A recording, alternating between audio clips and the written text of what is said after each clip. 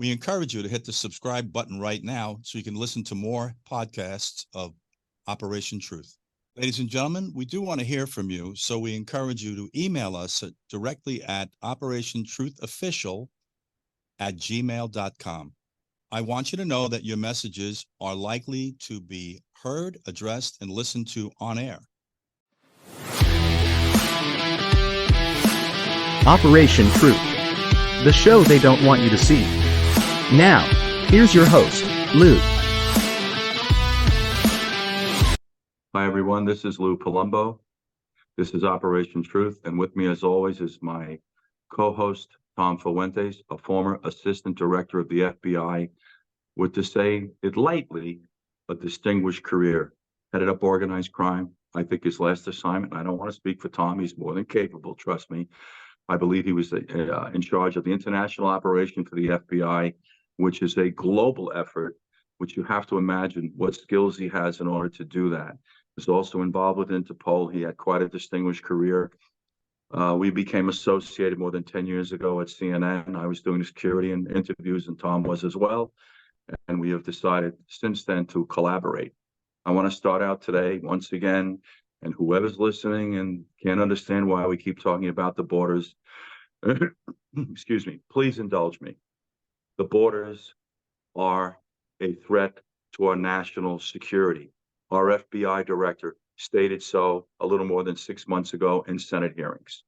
Most recently, gentleman, Chris Schwecker, who was on our show, was supposed to be here today, had a little conflict, along with about 9 other, total of 10 other senior executives of the FBI. These are assistant directors. Chris Schwecker was an assistant director the same way Tom Fuentes was. They drafted a letter to the president indicating that this is the most grave state of security the country's ever been in since its inception.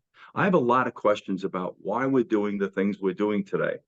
I don't know if the founding fathers ever had this notion that we were going to house under one roof known as America people from 190 countries, and we were going to tend to their ethnic, religious, cultural, lifestyle differences, and everybody was going to get what they wanted.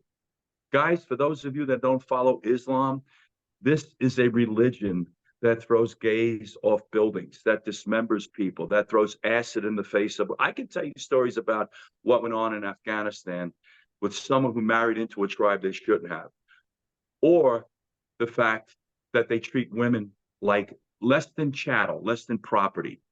We have a problem here, guys. But by the way, let's let everybody in here and figure out how we're going to juggle this. You can't find 5 neighbors on a block to get along. It's that problematic with people's interests, parking, sunlight, your trees in my property. It's absolutely absurd. But no, let's let 190 different countries drop their people here. And someone is trying to tell me that this was the intent of the founding fathers. Please stop insulting my intelligence. Now, this border has had well in excess of 10 million people cross it since the inception of this administration. And I've been reminding everyone of that fact when I started podcasts with Between the Lines and a radio show I did live in Jacksonville, Monday and Tuesday from 5 to 6. I gave it a whirl, 10 months. It was very successful. It just didn't take us where we need to go. I keep telling you guys, we want to broaden this platform. We want to get this message out to everybody. We are a voice to everyone. Not Republicans, not Democrats, everyone. And I want to remind you of something. Everyone that supports this border mechanism that's going on, that it's just simply stated immoral, illegal and immoral. Everybody's going to be impacted. If you're a Democrat and you love this practice of allowing people who indiscriminately access this country, who we cannot and do not vet, you will be a victim of their crime at some point, or you will pay for them at some point. And I'm not even going to go off on a tangent and talk about the $53 million that New York City is going to spend to give some form of a credit card to illegal people here. This is just shameful. And by the way, before I forget, Boston hit the radar screen this week, ladies and gentlemen. I should say last week. They're now displacing minorities from rec centers that they use so they can house migrants. So Maine hit the radar screen a week before that. Now we have Boston. When does this stop? When is this man removed from office and held accountable? He, the vice president, the attorney general, and this guy that poses as a Homeland Security director who just pathologically lies to you, telling you the border is secure. Let me tell you something else that's interesting about this. Since Texas installed this razor wire that they're telling the federal government, you can cut it all you want. We're just going to keep replacing it. Apparently, the border crossings in that sector have decreased 76%. We now have either 14 or 17 governors who are supporting this. Now, I don't want to go off on a tangent. I want to bring Tom in because Tom is going to speak to us today in a very broad sense about China, about the threat it is to the United States, about individuals crossing the border. But I want to bring up something that I keep mentioning to people. It's called secession. It's called the fragmentation of this country. Dana Bash yesterday, I watched the interview live with Nikki Haley, who I like, but I don't trust. I won't go off why. That's another tangent. She was questioned about conversations or comments she made about secession about 12 years ago, and Nikki Haley acknowledged she was a Tea Partier and all this nonsense. And then yesterday she said the following, that it's in the Constitution you can't secede. Really? So what if Texas does? And just like they're thumbing their nose to the federal government on this razor wire, right? And allowing the Border Patrol agents, which they're still interfering and blocking, what if they say, guess what? We don't care if you don't want us to secede. Guys, take a look at your country and the direction it's going. And that's not the only state that has this thinking mechanism. It's Texas, it's Florida, it's Nevada, it's Arizona, it's Tennessee, it's Idaho. It's across this country.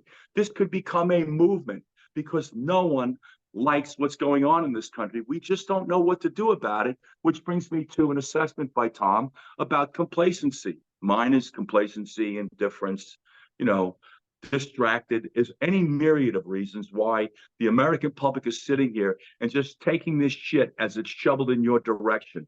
This is morally and legally wrong. And when you go to the polls, stop looking through your political lens and please put your personal feelings away about Donald Trump. I got the memo. He's got no bedside manner. We didn't send him to finishing school.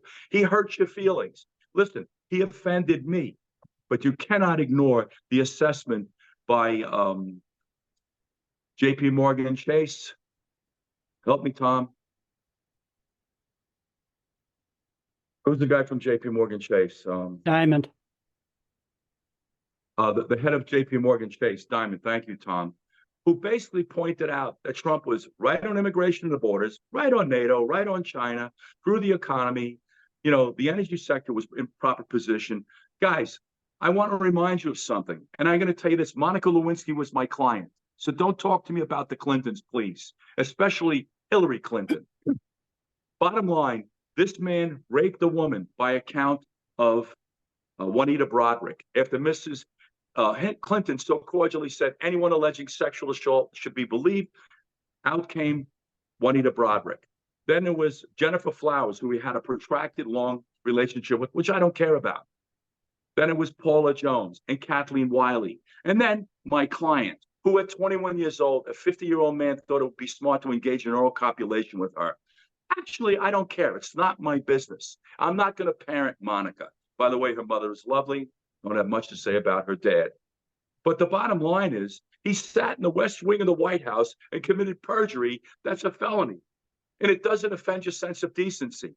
And you believe that a man that is prepared to lie about oral copulation wouldn't lie about something more serious? And maybe you ought to look at Hillary, who acid washed 33,000 emails that were under subpoena. Tom, stop me if I'm wrong. Or damaged all these electronic devices. In any case, I want to give Tom some airtime that he's certainly entitled to. Tom, I want to start out with this conversation, which is border related, by the way, and has to do with China. Threat to the country, etc. Well, Lou, they're estimating that about 28,000 young Chinese males have crossed the border, starting in Columbia, South Carolina. I keep saying that. Columbia, South America. They fly in there, and then buses are waiting for them. They stay at nice hotels, have nice meals waiting for them, and then they take these buses, and the newsmen that follow them until they're across the border into Texas.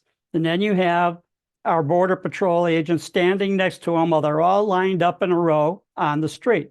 Next thing you know, they go through the request for asylum and they're given a court date 8 or 10 years from now and then admitted into the country.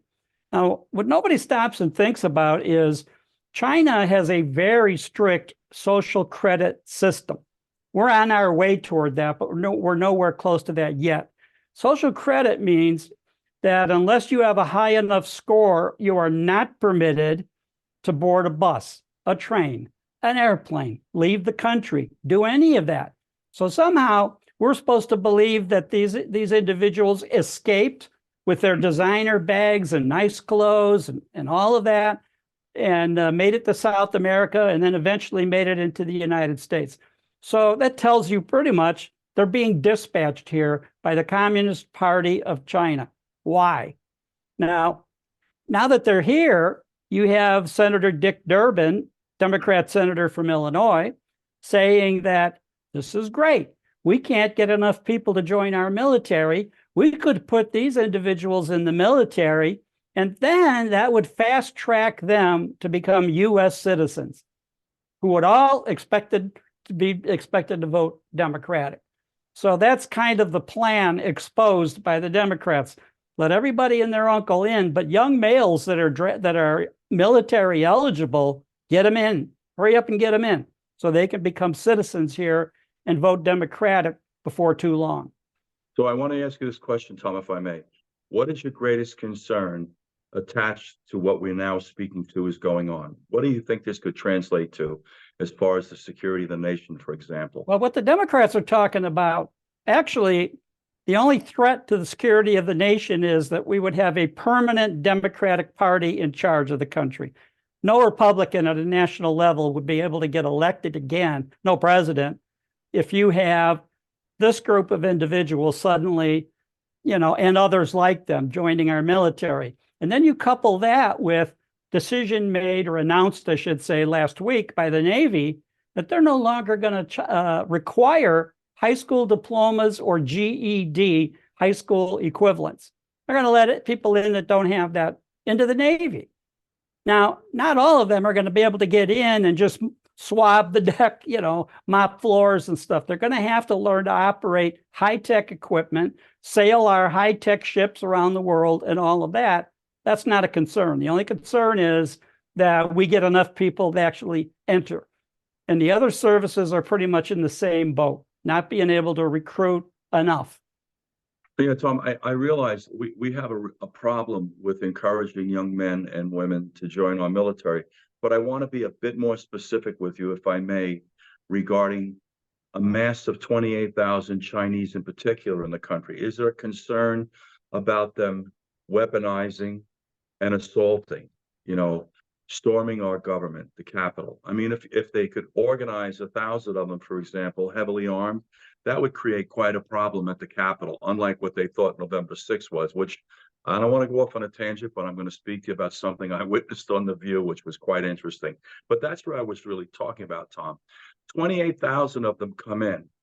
Some of them come in to get educated, not over the southern border, by the way. But what could the agenda be, Tom? I mean, I know you're alluding to the Democrats increasing a voting base. I got that.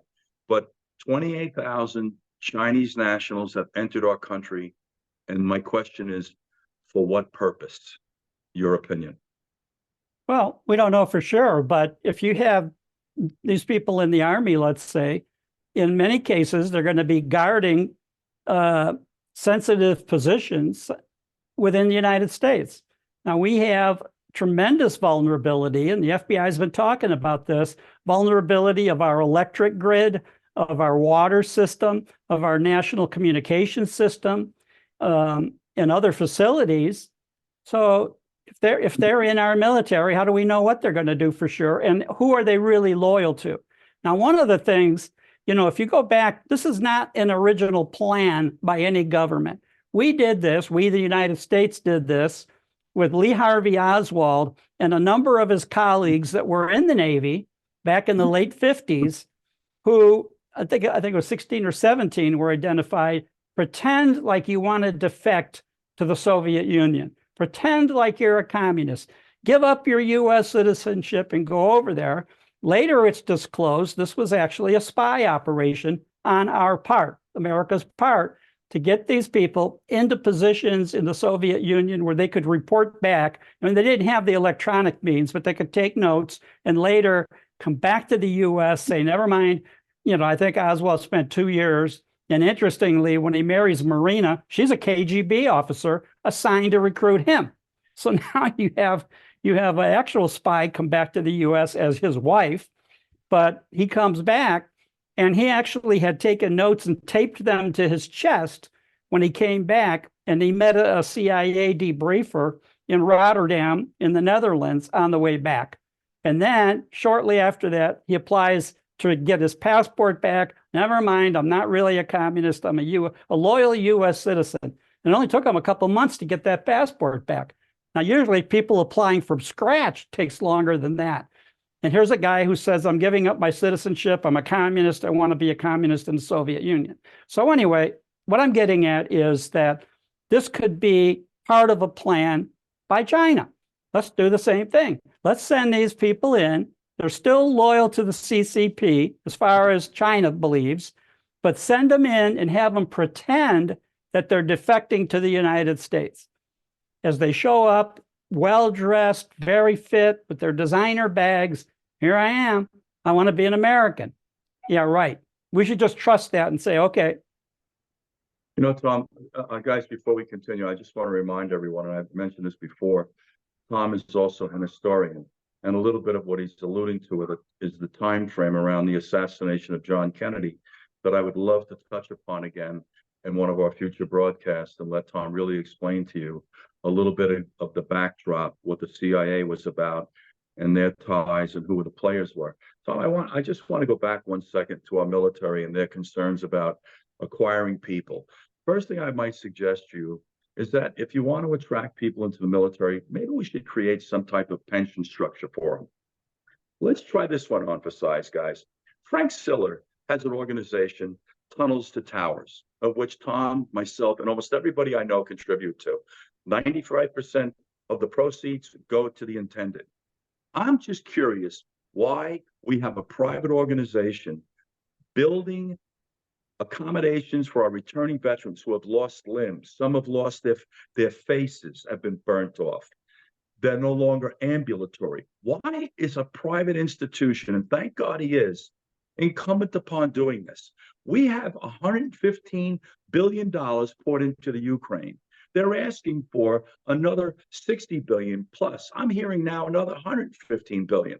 Why aren't we doing this for our veterans? Why isn't this country taking care of our veterans the way Frank Siller is? Why aren't they building homes that are user-friendly? Why aren't they paying off the mortgages of cops, firemen, and our veterans who lost their lives protecting this country?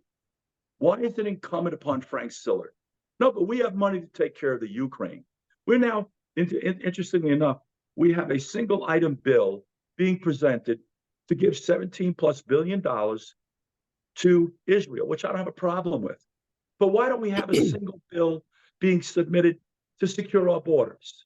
Why is it commingled? Why is it predicated or dependent upon us giving another $60 billion at least to the Ukraine in order for us to have proper security at our border? When did this become a negotiation? And how much more do you want to insult the intelligence and decency of this country? And now I'm listening to these Democrats, and I have to tell you, I'm becoming more and more disgusted and ashamed of them, that they're trying to tell you, I'm listening to this bullshit about this is the Republicans did this. No, Joe Biden did this. He opened this border soon after he stepped into office.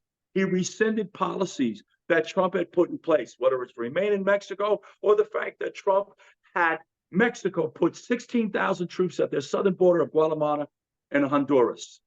No. Believe the Republicans did this. Let me remind you of something else, guys. You're all going to be victims. The crime is surging with the illegals in this country. There are pickpocket groups, Venezuelan-based in Manhattan. In fact, if you saw the incident where these two police officers were jumped, that's why they were there in Times Square, to address it. One was a lieutenant. Braggs should be literally put in prison for the way he's managed the crime problem in the city of New York. Guys, please know this. The city is dangerous. It is not safe. Your police are not going to be there for you. Don't listen to the bullshit. It's my home. I go back and forth. I'm heading there again. The cops aren't going to respond to you. What is happening is your detectives are clearing cases. Your uniforms are not coming to you.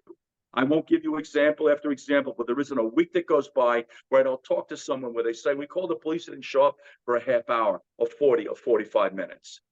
You threaten their pensions. You threaten their freedom to take them from their kids because you want to play race politics. You wonder why this is? Guys, I was in law enforcement. Tom was in law enforcement. I want to promise you, none of us sat there looking to single anybody out. As a rule, we were trying to avoid the public because every time we brush up against you, there's a problem for us.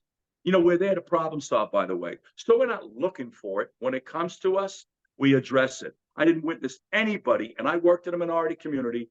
I was born in a minority community. I was the only white kid in Brooklyn, in Bed-Stuy, on Franklin Avenue, by the way. We never treated the minorities different. I certainly didn't, and I didn't witness anybody. And by the way, guys, that was 50 years ago, plus that I got into law enforcement. Tom was right there, too. I'm sure he will echo the same thing. There's a problem in this country today. It has to do with the leadership. We need a voice that calls to everyone.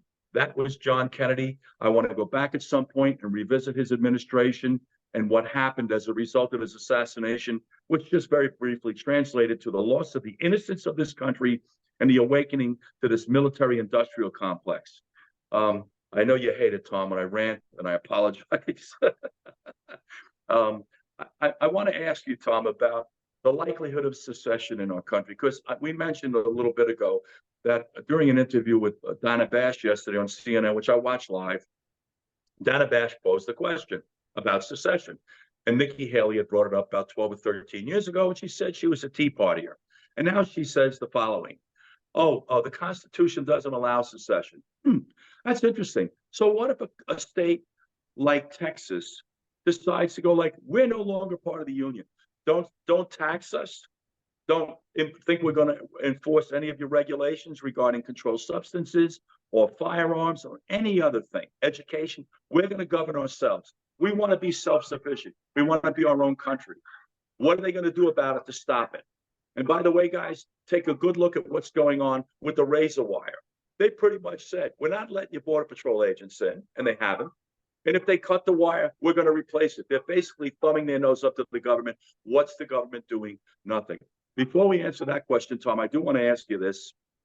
We've had approximately 100 bombings in Syria and Iraq, give or take, since the killing of these three soldiers, three of our military, which is an act of war, ladies and gentlemen.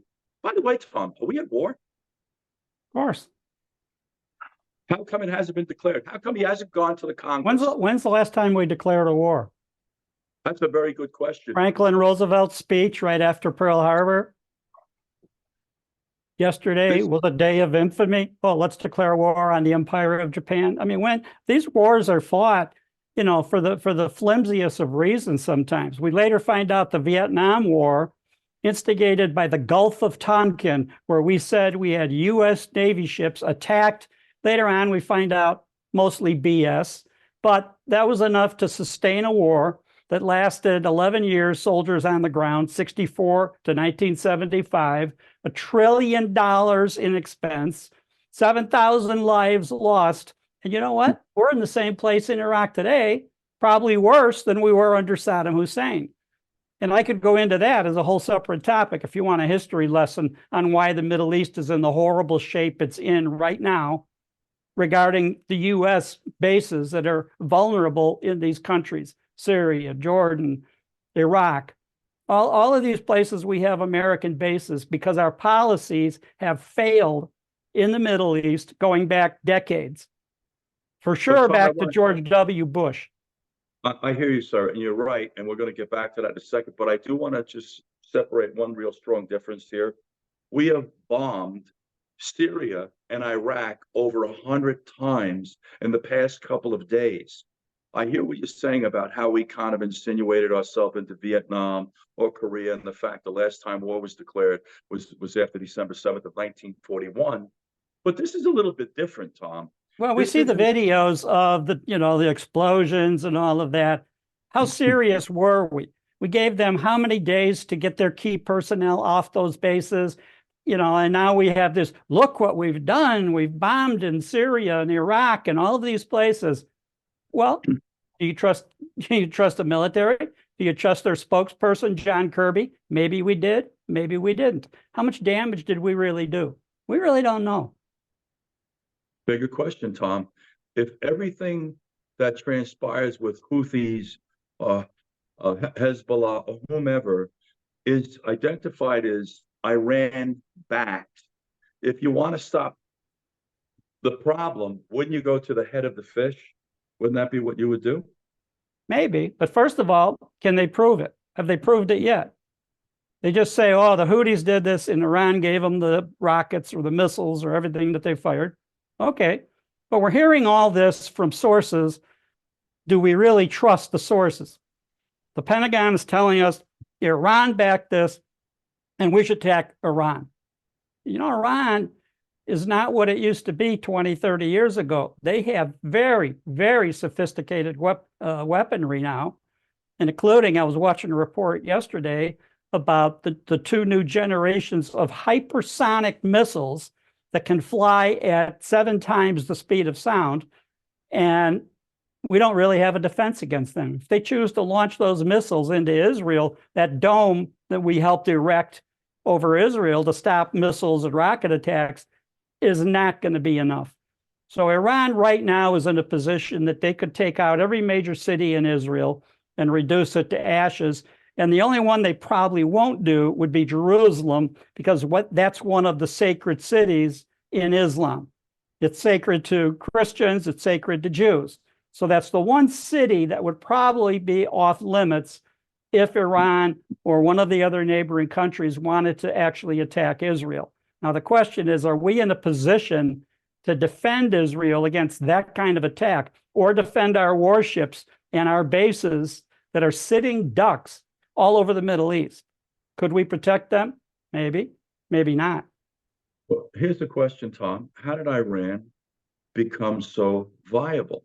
I would suspect Russia, maybe China. No, they were no. They were broke during the Trump administration. When Trump was leaving office, Iran was on its knees financially. The public there was against the, all of the leadership of Iran did not have the full support of their public.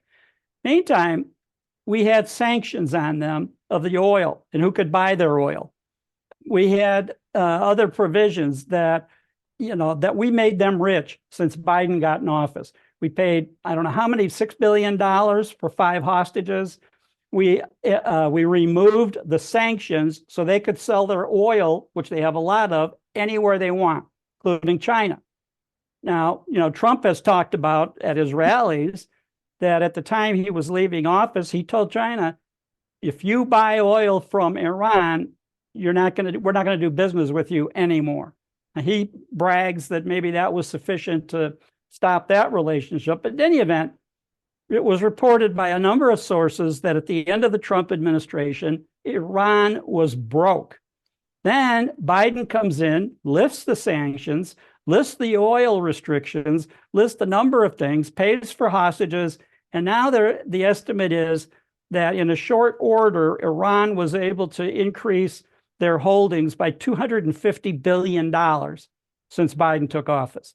So they're not broke anymore. They have all the money they need, they have all the technology, and they have very sophisticated technology as far as their missiles, their rockets. As I mentioned, they have 2 new generations of hypersonic missiles that supposedly we don't have defenses against those if they want to attack our warships or cities in Israel. One of the hypersonic missiles I saw a report yesterday goes up into the upper atmosphere, flies, hypersonic speed, and then comes streaming down into the target area. And these missiles have very sophisticated guidance systems built into them. So these are not terrorists in Iran throwing hand grenades at us. These are people in control of very sophisticated weapons. And now they have the wherewithal to produce them, ship them, and use them for war. And we have senators, we should attack Iran right away. Well, there's some retired military officials who are saying on their YouTube channels, better think twice about it. We might not be able to defeat Iran, even if we wanted to. You know, guys, when we talk about these topics, these issues, I want to make sure you understand. Tom and I are not talking to you, trying to convince you to vote for a Republican. I'd rather have you connect the dots on your own. You're intelligent people. If you're listening to this podcast, I suspect. We encourage you to fact check us. We don't expect to spoon feed you, and I discourage you from being spoon fed by the other media outlets. That's not what the show is about. It's a very simple concept. It's about telling you the truth. We're not here to insult your intelligence or provide you propaganda so you'll think in favor of one party or the other. The truth is going to take you to where the truth is going to take you. That's why we branded the show Operation Truth, guys. We're going to take a quick break. When we come back, we're going to have a little discussion about the Ukraine once again, and this rather convoluted relationship this administration has with it. And we're going to talk about funding. We'll be right back. Stay with us. This is Operation Truth. You can contact us through operationtruthofficial@gmail.com. We're interested in hearing your opinions, and we'd like you to become this broader part of this broader conversation. We'll be right back. Hi, everyone. I am TJ Stone, the producer of Operation Truth, and I'm just taking a moment here to remind you to go follow us at Operation Truth Official on TikTok, and you can find us at Operation Truth Official on Facebook. We're on Instagram. We don't do as much on Instagram for reasons. On X, formerly known as Twitter, you can find us at Operation Truth and the number 7, Operation Truth 7, and always email us at operationtruthofficial@gmail.com. Be a part of this conversation. Join the operation. As always, with me is Tom Fuentes. Tom is a former assistant director of the FBI. I remind you, he's also an historian. And at some point, we're going to go back to a discussion about the Kennedy assassination, because you'll be really intrigued to hear what Tom's assessment is and what that really translated to. But I want to bump into this whole discussion about the Ukraine. And I asked Tom before, rather open-ended, what difference would it make if Putin took the Ukraine? You know, at the end of the day, what would change? And Tom had some rather interesting comments. You would, Tom? Well, the first thing that would change would be that then that would absolutely make it impossible for the Ukraine to be part of NATO. In other words, they would not be able to put mostly U.S. weapons, missiles, rockets, you name it, right on the border with Russia, where if they had decided to attack Russia, which apparently our government is really hell-bent on doing, then those missiles would land in Moscow within about 8 minutes. That's how close most of the major cities and bases of Russia aren't in Siberia. They aren't out, in the North Pole. They're right on the border with Europe itself, which includes the Ukraine and some of the other countries nearby. So back to the original premise, I know a number of pundits are saying, well, he's going to attack. I think even Nikki Haley, he's going to take over the whole of Ukraine, occupy Kiev and all of the cities below, and then move into Eastern Europe, maybe Poland, maybe those countries. And then in Western Europe, the Baltic states, Sweden, Denmark, those countries that recently joined NATO. He's going to take over all of NATO. And this is kind of like the Vietnam domino theory all over again. If we don't stop Putin now, we'll be fighting him in Manhattan maybe in a couple of years. He's going to keep moving across Europe, take over all this territory. And nobody, the really more knowledgeable pundits, and I watch their broadcast, are saying Putin has no interest. He said it many times. He never, all these years, created an army with offensive capability to even accomplish that. His military was basically defensive. And before the invasion of Ukraine by Putin, he had sent the tanks toward Kiev, and he was negotiating a peace deal with Zelensky. And that deal was pretty much solved, and Zelensky agreed Ukraine will not join NATO. It will stay neutral. And they would stop bombing the Donbass and the other provinces on the far east coast that butt up against Russia, because they were basically Russian. They wanted to be protected by Russians, and they were being bombarded by some of the neo-Nazis in the Ukrainian military kept bombing them and attacking them. So basically, Putin wanted assurances that that would stop and they'd stay neutral. And that was agreed to by Zelensky. Until shortly after that, 2 years ago, Zelensky gets a visit from the Prime Minister of the UK. Boris Johnson comes over and says, you know, I'm here on behalf of NATO, on behalf of, what's his name, our president, Biden. I'm here on their behalf to tell you, we will give you everything you need to attack Russia. Don't even think about a peace agreement with Russia. We'll take care of you. And we'll pay. And then Biden gives a speech and says, we're going to provide the financial and military assistance to the Ukraine for as long as it takes. Well, now that's been reduced to, well, we're going to provide all this for maybe as long as we can. And that's kind of the problem now with Congress debating how much aid do we give them. Biden's asking for $65 billion to go to the Ukraine, again, because we're funding all of their civilian agencies, their military, their pensions, their medical care, all of the necessary government functions of the Ukraine are being funded by the United States. How long is that going to keep going? What about the military equipment? In the meantime, we put Russia on notice 2 years ago. You know, we don't trust you. We don't like you. We're going to destroy you. We're going to conquer Russia. We're going to take over regime change. We're going to overthrow Putin, and we're going to open up Russia to the U.S. companies that are going to come and steal all your mineral resources. BlackRock and the other U.S. vultures are going to roll in there and dismember your country. That's what we're telling Russia. So Russia goes to a footing 2 years ago where they're producing military equipment 24/7. Everything from artillery shells, armored vehicles, rockets, air defense systems, jets, bombers, all of it. Hypersonic missiles, all the equipment that they now have that they didn't have 2.5 years ago. And now they're in production round the clock.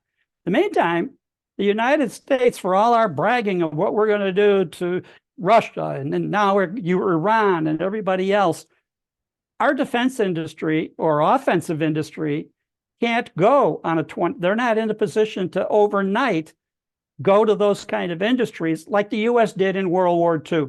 We all of a sudden, Ford Motor Company, General, all these companies then went to producing war equipment. We became the arsenal of democracy, as Roosevelt put it. We're not in a position because many of our hard industries have gone to China or other countries. Many of our resources are undeveloped. We can't do it. So when we ask Raytheon, how many missiles can you create?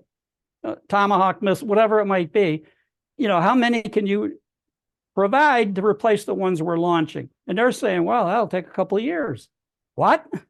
We can't replace the artillery shells, the launchers, the missiles, all of that equipment that we've been providing to Ukraine like a fire sale. And now we realize we don't have enough probably to sustain ourselves. And most military people in the U.S. are saying, we can't fight a 2 or 3 front war with the military we got, with the equipment we have, which is pretty much depleted right now. That includes, what if China invades Taiwan? We're not going to be in a position to defend Taiwan. What Israel? What if this war expands to the point where they're attacked by Iran, Turkey, the neighboring countries around the Gulf? What if that happens? Can we protect them? Maybe not. Our military isn't as strong as it used to be. Israel's military, many are talking about what's the problem in Gaza? They cannot defeat Hamas, no matter how much they talk about it. So, we're in I think, a sorry situation when it comes to what we're able to accomplish through military might in the Middle East or in the Far East, for that matter. So I think that's where the problem comes in. We're doing a lot of bragging. We're doing a lot of threatening. Can we deliver? Well, Tom, I think everything that you're saying is valuable and important for people to hear. What I'm concerned about, as well as all these little factors and nuances to this conversation, is we're going to tap the American public for another $65 billion, wondering if that's going to be the end of the billions. But I think more importantly, Tom, we're sitting here not taking care of our own people. And what is this? And we have to wrap, Tom, so we're going to push a little bit. But where are these $65 billion going to go to, Tom? Where's the other money gone to? We've spoken about this. Well, it's going to go to the Ukraine to steal a good portion of it, get rich off a good portion of it, and build their luxury houses for their retirement, which many of the officials in Ukraine think is coming pretty soon. So it may be pretty soon when it's time for them to get on their little planes and get the hell out, because the gravy train is going to end. And I think they already realize that whatever happens in the next administration is not going to be beholden to the Ukraine the way Biden has been, because Biden's corrupt and took millions of dollars from them. His family, Hunter, obviously, with his Burisma job, but Joe Biden himself, they have sent tens of millions of dollars, funneled it into his different LLCs, corporations that they use to play a shell game, move the money all around from one LLC to the other, until ultimately a good part of it ends up in his grandchildren's accounts, ex-wives, sister-in-laws, brothers, uncle, whatever. And none of that was because it's really a good idea to make sure that they get a lot of money. If policy of funding Ukraine was really a good idea, would it have taken tens of millions of dollars in bribe money to go to the Biden crime family? That's the question. So now, from Ukraine's point of view, the Biden crime family is not destined to last forever. Now, maybe it'll last until next November or a year from right now, next January, maybe. But either way, it's pretty much presumed that the next administration hasn't, unfortunately for Ukraine, they didn't bribe everybody in sight that could possibly become president someday, but they did take care of the Biden family. Guys, we're going to close for today, and I just want to leave you with one thought. It's just rather open-ended question. Try to connect the dots yourself. Why would a sitting vice president allow his son to become involved in a country, the Ukraine, and a company, Burisma, that has been corrupt since its inception?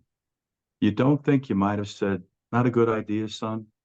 Just want to give you something to think about. I'm not trying to lead you down the path. This has been Operation Truth. Tom, I thank you as always for your insight, your wisdom, your history lessons, which I appreciate because I learn a lot from you every time we speak. And you can contact us through operationtruthofficial@gmail.com. We want you to become a bigger part of this conversation. Don't sit by, as Tom says, complacent, or I say distracted or indifferent. Guys, this country is slipping through our fingers. Most people are too busy taking care of their kids, paying mortgages, cars, insurance, food, and they trust these knuckleheads we elect. And that term applies to all of them, not just the Democrats, but the Republicans. I'm suspect, sadly, of all of them. We have 535 people steering more than 360 million people. I have to tell you something else before we go. Every person I talk to almost, and I ask them if they have complied with the census, filled it out, I've not had one person tell me yes. How many people do we have here? We'll see you next time, guys. Again, Tom arbitrates this with me. We're overpopulated, but we'll see you next time. And this has been Operation Truth. Thank you for joining us. And you're going to hear from us soon.